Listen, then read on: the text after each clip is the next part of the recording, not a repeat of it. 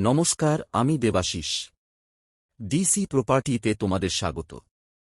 আজ নিয়ে এসেছি কলকাতার বেহালা শখের বাজার মেট্রো স্টেশন থেকে মাত্র 2 মিনিট হাঁটার দূরত্বে একটি দারুণ resale 2 bed flat. 800 square foot G+3 বিল্ডিংয়ে টপ ফ্লোর, লিফট রয়েছে।